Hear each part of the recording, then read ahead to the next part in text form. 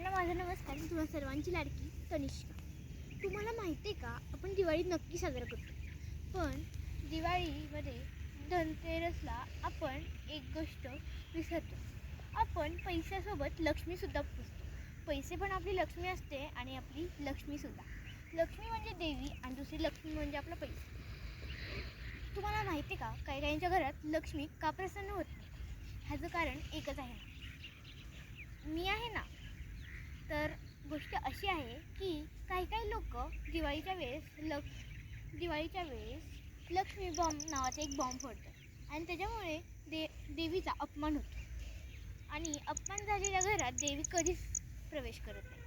म्हणून लोकांना बरोबर तो आशीर्वाद, त्यांच्या घरात धन आणि सुखशांती कधीच लाभत नाही. आपल्याला फटाकडे फोडायला हवेत, पण ते कोणते आणि कसे हे आपण विचार करून फोडायला हवे. एवढंच माझं म्हणणं आहे. पण आमच्या चॅनलला नक्की लाईक अँड सबस्क्राईब नक्की करा.